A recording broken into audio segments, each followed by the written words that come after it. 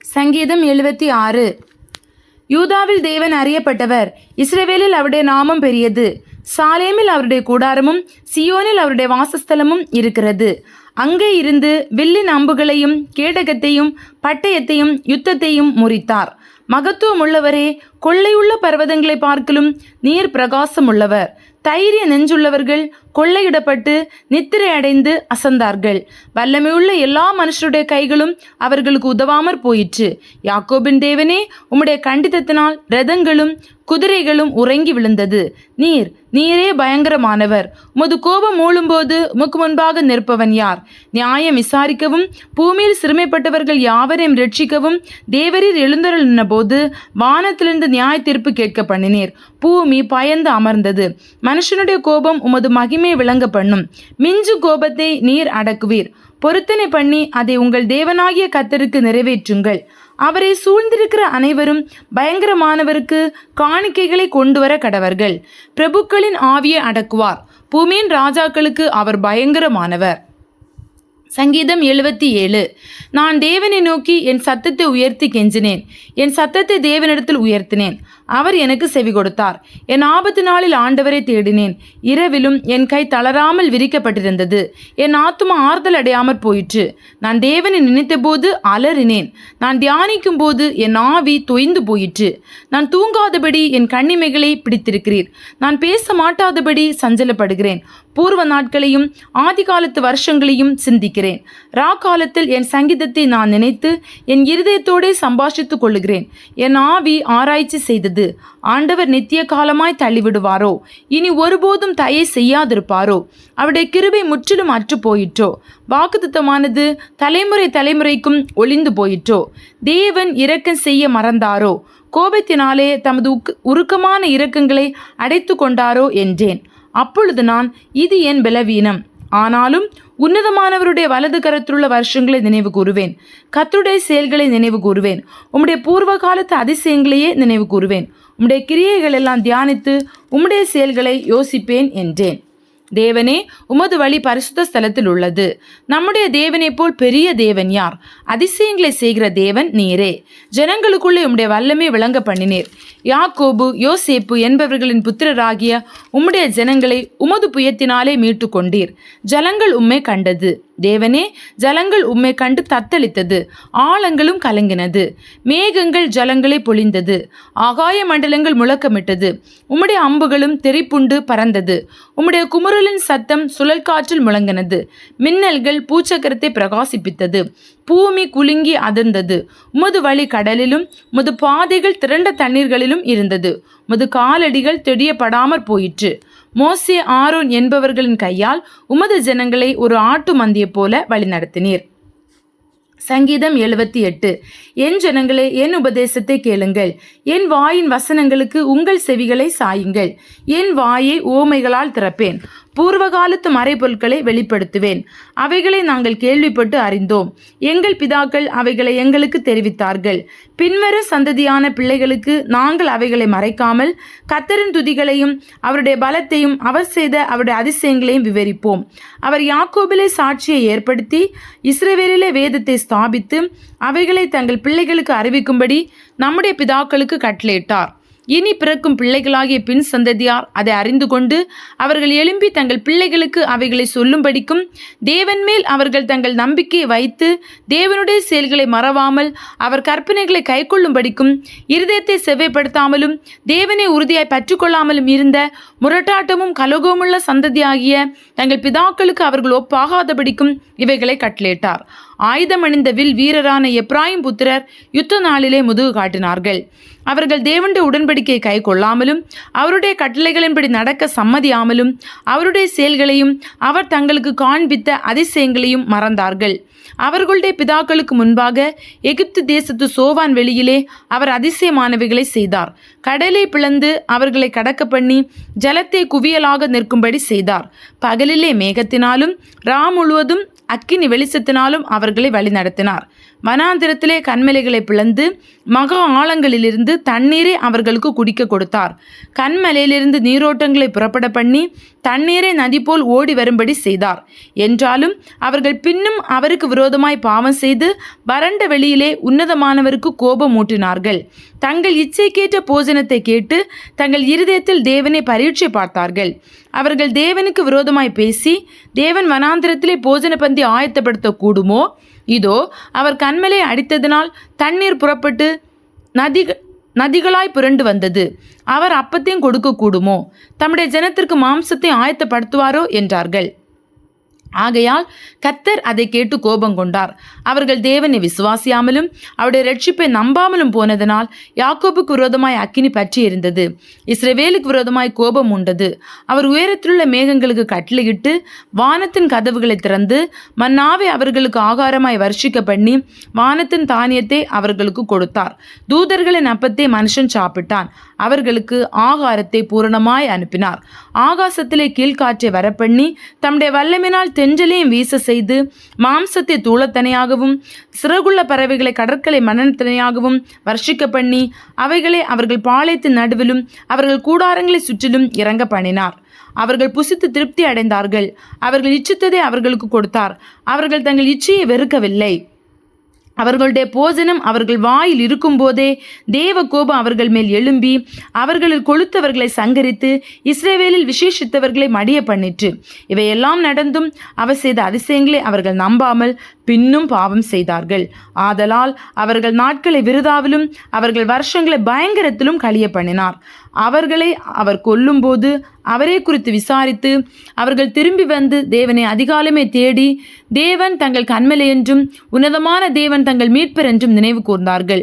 ஆனாலும் அவர்கள் தங்கள் வாயினால் அவருக்கு இச்சகம் பேசி தங்கள் நாவினால் அவரிடத்தில் பொய் சொன்னார்கள். அவர்கள் இருதயம் அவரிடத்தில் நிறைவேறப்படவில்லை. அவருடைய உடன்படிக்கையில் அவர்கள் உண்மையா இருக்கவில்லை. அவரோ அவர்களை அழிக்காமல் இரக்கமுள்ளவராய் அவர்கள் அக்கிரமத்தை மன்னித்தார். அவர் தமது உக்கிரம் முழுவதையும் எழுப்பாமல் அநேகந்தர நமது கோபத்தை விலக்கிவிட்டார். அவர்கள் மாம்சம் என்றும் திரும்பி வராமல் அகலுகிற காற்றென்றும் நினைவு கூர்ந்தார். எத்தனை தரமோ வனாந்திரத்தில் அவருக்கு கோபமூட்டி அவாந்திர வெளியிலே அவரை விசனப்படுத்தினார்கள். அவர்கள் திரும்பி தேவனை பரீட்சை பார்த்து இஸ்ரவேலின் பரிசுத்தரை மட்டுப்படுத்தினார்கள். அவருடைய கரத்தையும் அவர் தங்களை சத்ருவுக்கு விலக்கி மீட்ட நாளையும் நினையாமற் போனார்கள். அவர் எகிப்திலே தம்முடைய அடையாளங்களையும் சோவான் வெளியிலே தம்முடைய அற்புதங்களையும் செய்தார். அவர்களுடைய நதிகளை இரத்தமாக மாற்றி அவர்களுடைய ஆறுகளிலுள்ள ஜலத்தை குடிக்க கூடாதபடி செய்தார். அவர்களை அழிக்கும்படி வண்டு ஜாதிகளையும் அவர்களை கெடுக்கும்படி தவளைகளையும் அவர்களுக்குள்ளே அனுப்பினார். அவர்களுடைய விளைச்சலை புழுக்களுக்கும் அவர்களுடைய பிரயாசத்தின் பலனை வெட்டுக்கிளிகளுக்கும் கொடுத்தார்.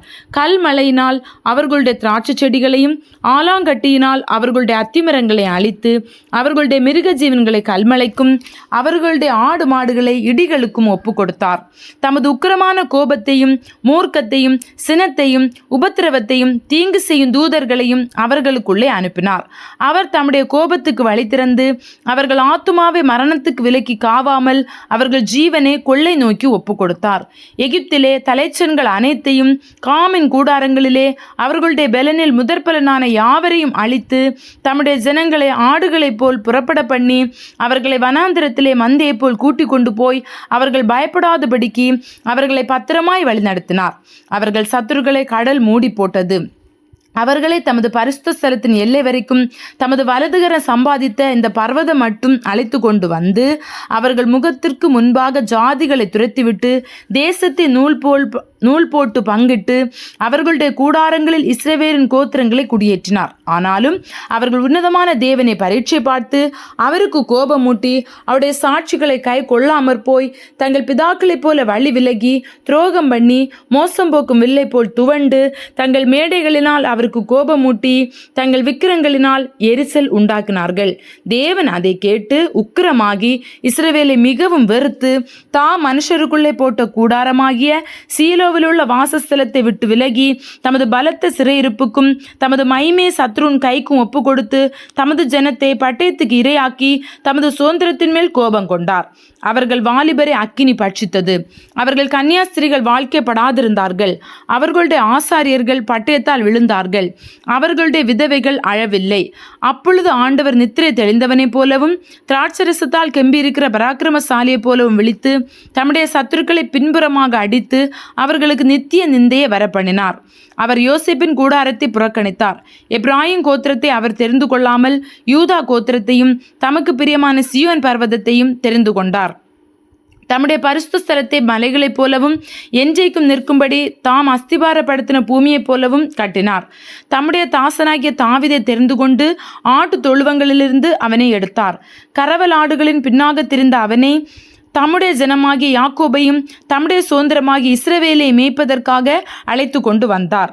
இவன் அவர்களை தன் இருதயத்தின் உண்மையின்படியே மேய்த்து தன் கைகளின் திறமையினால் அவர்களை நடத்தினான். சங்கீதம் 79. தேவனே, புறஜாதியார் உமது சுதந்திரத்திலே வந்து உமது பரிசுத்த ஆலயத்தை தீட்டுப்படுத்தி எருசலேமை மண்மேடுகள் ஆக்கினார்கள். உமது ஊழியக்காரரின் பிரேதங்களை ஆகாயத்து பறவைகளுக்கும் உமது பரிசுத்தவான்களின் மாம்சத்தை பூமியின் மிருகங்களுக்கும் இரையாக கொடுத்தார்கள். எருசலேமை சுற்றிலும் அவர்களுடைய இரத்தத்தை தண்ணீரை போல சிந்தினார்கள். அவர்களை அடக்கம் பண்ணுவாரும் இல்லை. எங்கள் அயலாருக்கு நிந்தையும் எங்கள் சுற்றுப்புறத்தாருக்கு பரியாசமும் சக்கந்தோமானோம். எதுவரைக்கும் கர்த்தாவே, நீர் என்றைக்கும் கோபமாயிருப்பீரோ? உம்முடைய எரிச்சல் அக்கினியைப் போல் எரியுமோ? உம்மை அறியாத ஜாதிகள் மேலும் உமது நாமத்தை தொழுது கொள்ளாத ராஜ்யங்கள் மேலும் உம்முடைய உக்கிரத்தை ஊற்றிவிடும். அவர்கள் யாக்கோபை பட்சித்து அவன் குடியிருப்பை பாழாக்கினார்களே. பூர்வ காலத்து அக்கிரமங்களை எங்களுக்கு விரோதமாக நினையாதேயும். உம்முடைய இரக்கங்கள் சீக்கிரமாய் எங்களுக்கு நேரிடுவதாக. நாங்கள் மிகவும் தாழ்த்தப்பட்டு போனோம்.